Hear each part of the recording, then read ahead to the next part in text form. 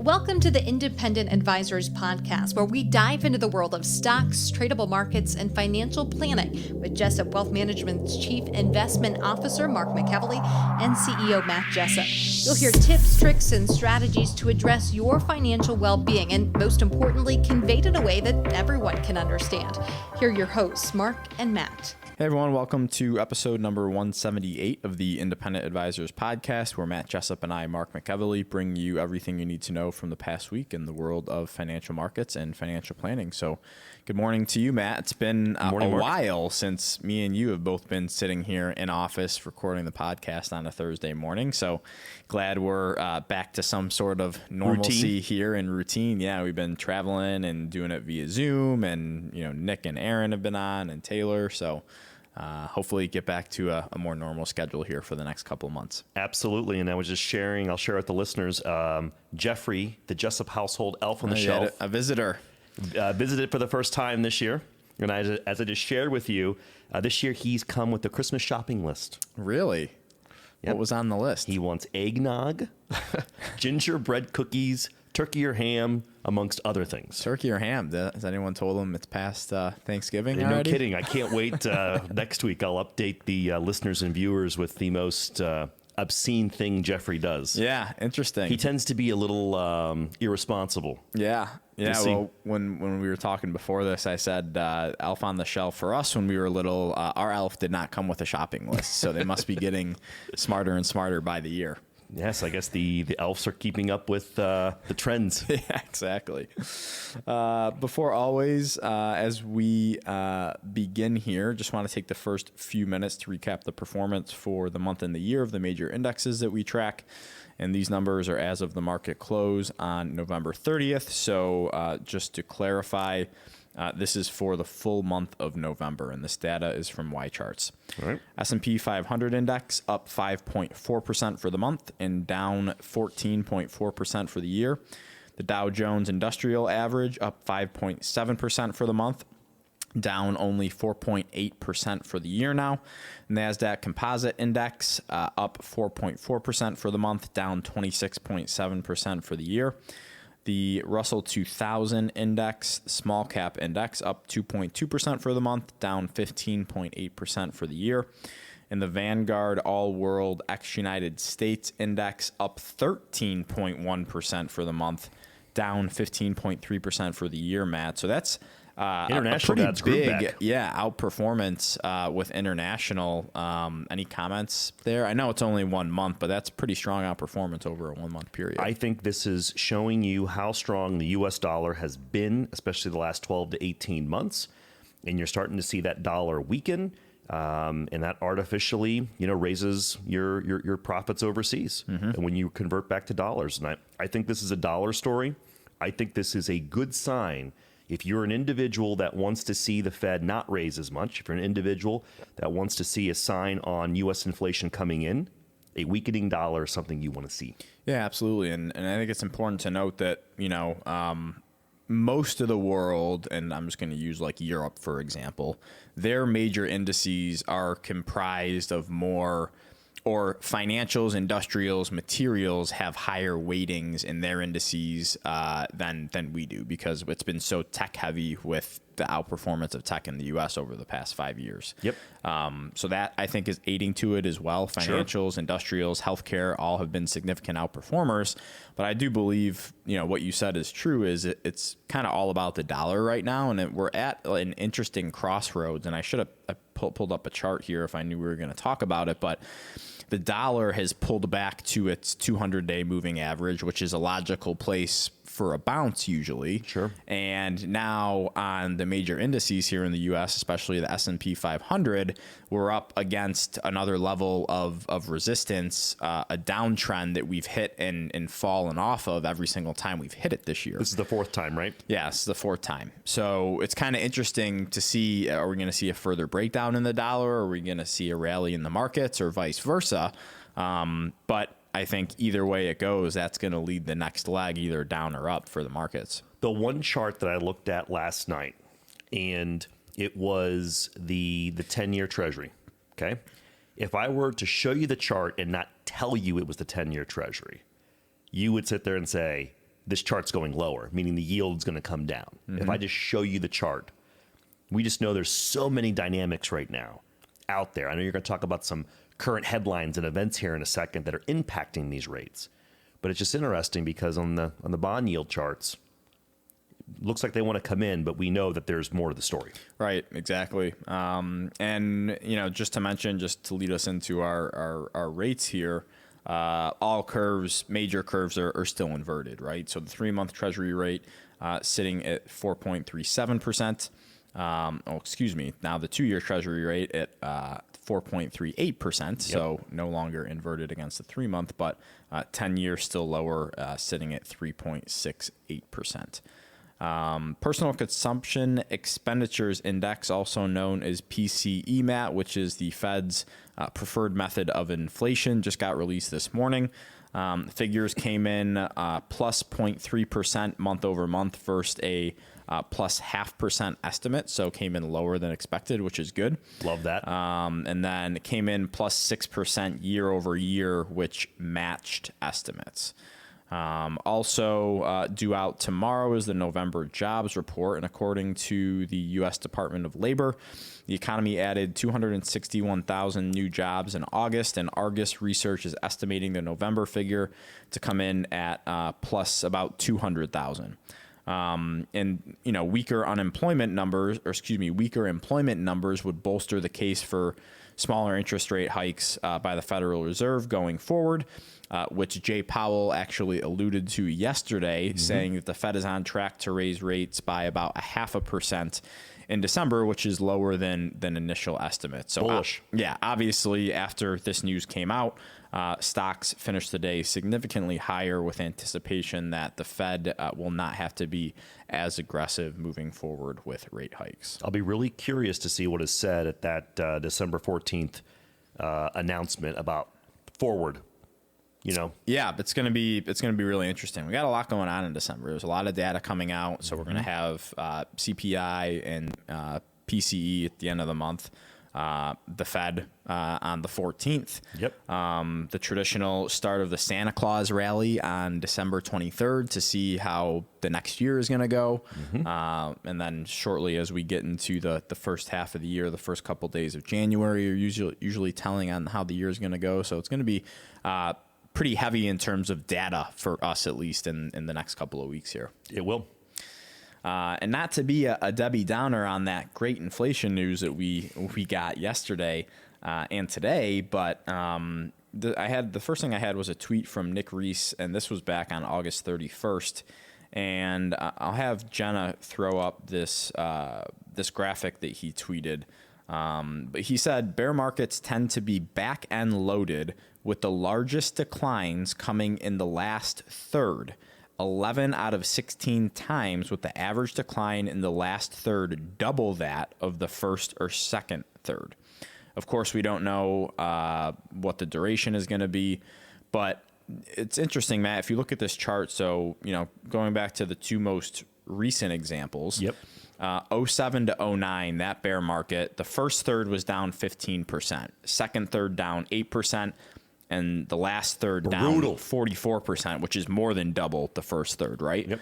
And then obviously in 2020, the first third was down 13%, second third down 2%, the third down about 22%. So if we're going by these numbers and we're not out of this bear market yet, and we still have another third leg down, this would be approximately another 35% from here.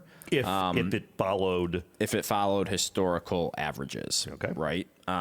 So again, I'm not in this camp particularly, but we just have to be aware that it's an option. Yep. Like we were just talking about, every single year with where we're at on the rate of trend with the S&P 500, we've gotten rejected and have gone lower. Yep. Most of the time making new lows. Again, we have the dollar index kind of sitting on its 200-day moving average after selling off over the past couple of weeks. So this would be a logical place for stocks to sell off a little bit or to at least take a breather. So we just have to be cognizant of that.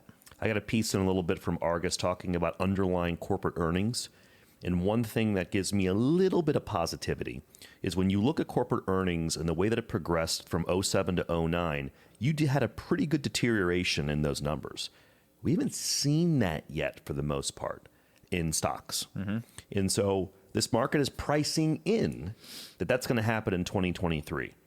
And if it does not, that's going to be a positive catalyst to the upside. Right.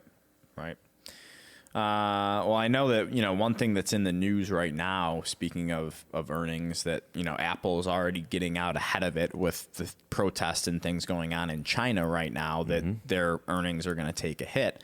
So it's going to be interesting to see for when they report for the fourth quarter early next year, if they beat consensus estimates, because if they do, that'll probably go to show you that things are pretty good. Yeah. And if they don't, it'd be interesting to see how the market reacts. But good example.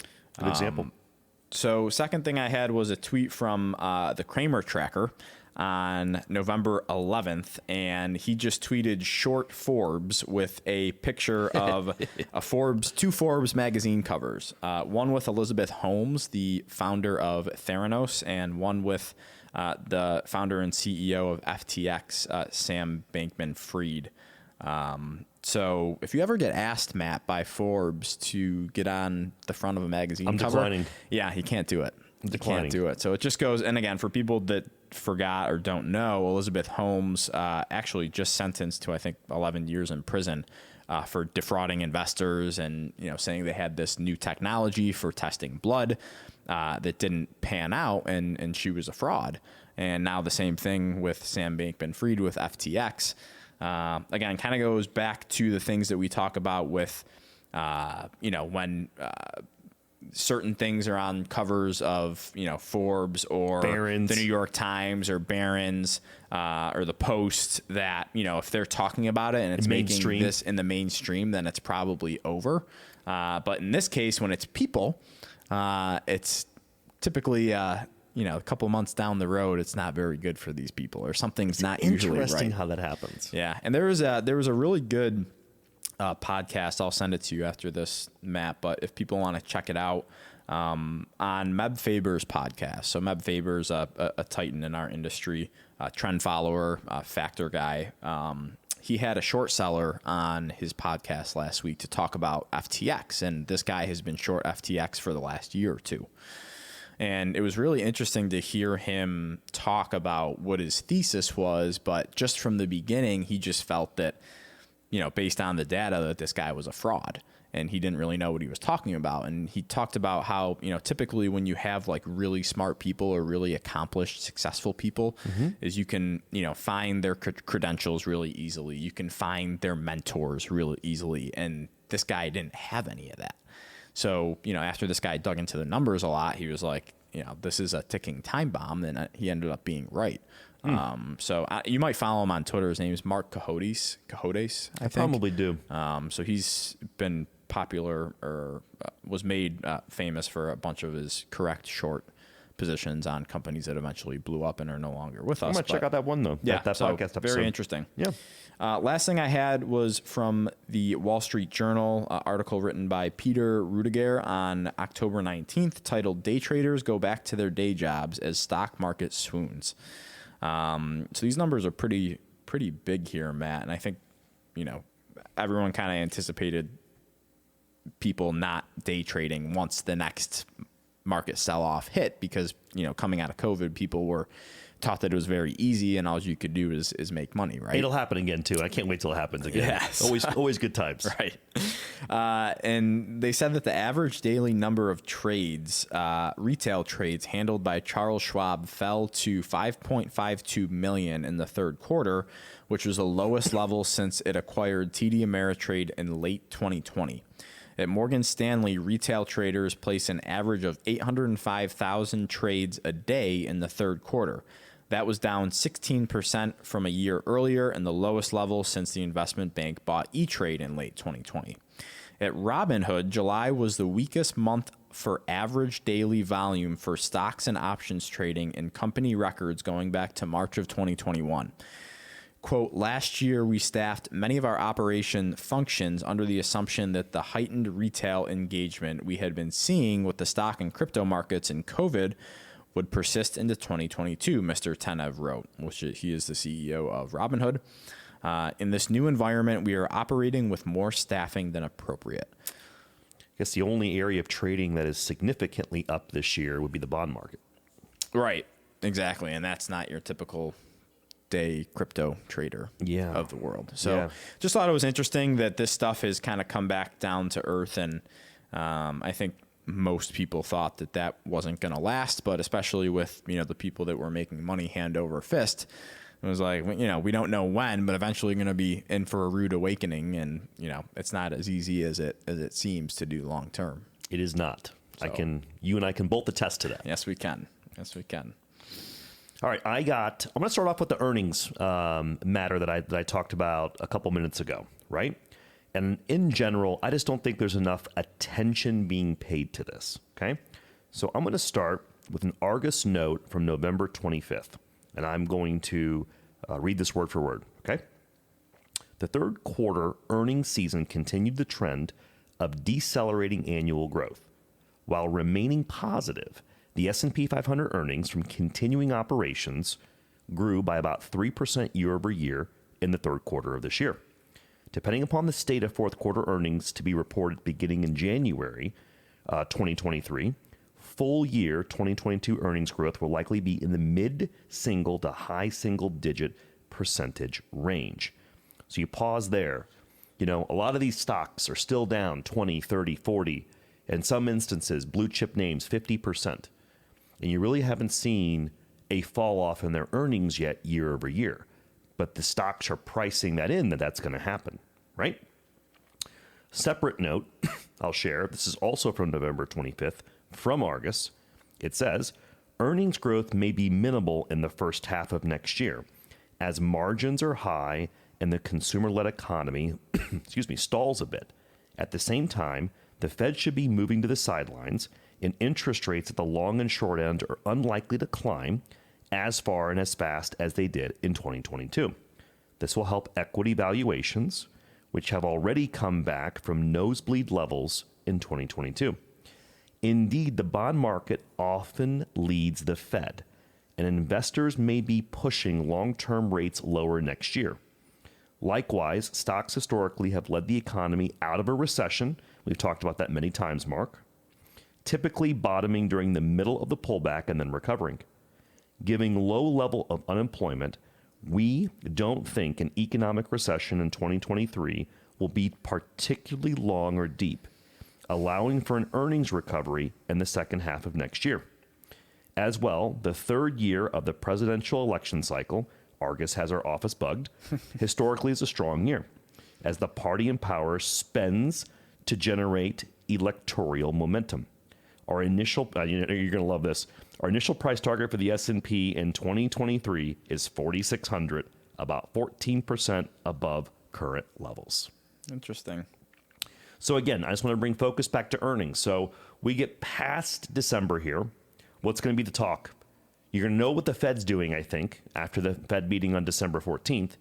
Then the focus is going to be fourth quarter earnings. And that stuff's going to come out mid to late January. So after we get past the middle of December, that's going to be the next kind of focus for the market, I think. Mm-hmm. Okay. Yeah, and I think the consensus, it sounds like, at least from everyone that I've been listening to, is that, when we do get a recession, it's not going to be long or deep. And I'm just putting it out there. If everybody thinks that, it usually just makes me opposite. A little nervous that that either maybe we're not going to go into a recession or it's going to be long and worse. deep. Yeah. So again, it's just, when we were at our conference earlier this year, most economists and analysts there were saying the same thing. Yep. And I hope they're right. I hope it's not long and drawn out. Next thing I got is, you're going to love this. This is from Ben Carlson. The S&P 500 index is not the U.S. economy. Okay? This is, a blog post. You all right this morning? Yeah. Smoking a couple cigarettes? No. I've been talking all morning. The blog post by Ben Carlson on November 25th. This is, and Jenna's going to put this up for our viewers on YouTube, and these will be in our notes on our social media. he has this chart on his blog, and it shows the difference between goods and services, right? And it shows S&P 500 earnings, how much earnings come from producing widgets, right? And how much comes from services. And then it shows US GDP. So S&P earnings, 62% mark, comes from the productions of goods. 38% comes from services. Now look at the US GDP. Only 32% from the production of goods, 59% from services, and 9% other. So what do you make of this? Because sometimes when we talk about how the stock market's not the economy and the economy's not the stock market, Ben's putting some factual data behind this. Right. Right?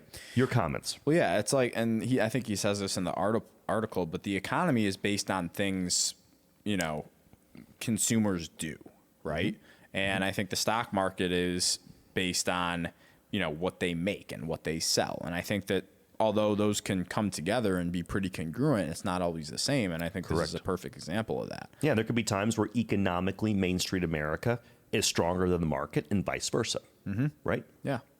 Yeah, that's a good one. I like Sam Rowe has a lot of good stuff. If people want to follow a blogger, I think he's on Substack. It's TKER or Ticker is his blog, but he's got a lot of good stuff about the economy. Usually. I do like Sam's stuff. Last thing I got is housing prices. Blog post by Bill McBride on his blog Calculated Risk, which I talked about a couple of times recently in the podcast. This blog post was also from November 25th. He shows a graph, Mark, of year-over-year price changes for the NAR median house prices, Case-Shiller National Price Index, and the FHFA Purchase-Only Index. Most of the time, the NAR median price leads Case-Shiller Index, and even though the Case-Shiller September Index will show a solid year-over-year gain, Bill says he expects house price growth to decelerate further in the coming months and turn negative year over year soon. So this chart I know Jenna's going to put up. My comments, not welcome news for homeowners, but this is good news for inflation and should help the Fed fight it. Okay? Yeah, and good news for people that are looking to buy homes. Good point. Right? It's been all in favor of the homeowners for the past several years. It's been and a eventually seller's market. It's going to go back into being a buyer's market, which is good because we do have a shortage of housing in this country. And I also think you've seen over the past couple of months mortgage rates come in a little bit. That's been a relief too. Yeah, it's gotten quiet. It's been, for the past several months, especially over the summer, it was like every week it sounded like, mortgage rates hit a new high in the past 20 years, and that's started to dwindle a little bit. Haven't seen those in the headlines, have you? Which is great. Yep. So, all right, Matt. Well, I think we're going to leave it there for the week. Anything else before we sign off here? Nope. Yeah. So, all right, everybody. Hope everyone enjoyed their Thanksgiving with their family and friends. Hope you have a great week. It was a great weekend for me because Ohio State lost, which handily. Yeah, I'm not a Michigan fan, but I just have a lot of Ohio State friends that are rather rambunctious about That's Ohio a good way State. Of saying so, not that I'm a Michigan fan, I'm just not an Ohio State fan. So, they were. I'll just say one of the very few people. They were definitely put in their place. They were.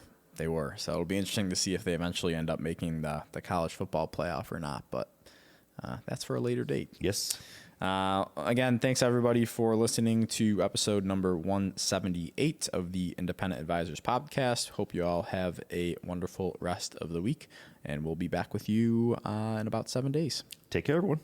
Thank you for listening to the Independent Advisors Podcast. If you're interested in hearing more, hit the subscribe button so you can be notified every time a new episode gets released. Feel free to share with friends, family, and follow us on Twitter at Jessup Wealth, Facebook, and LinkedIn. Mark and Matt will continue to share beneficial information on these social media sites. Also, check out the podcast tab on their website. That's www.jessupwealthmanagement.com. There you'll find links to every episode of The Independent Advisors. Have questions or topics you want to discuss on the show? Message us on Twitter, LinkedIn, or send an email with the words questions and topics in the subject line to inquiries@jessupwealthmanagement.com. We'll talk about it right here on the podcast. Certain sections of this commentary may contain forward-looking statements based on reasonable expectations, estimates, projections, and assumptions.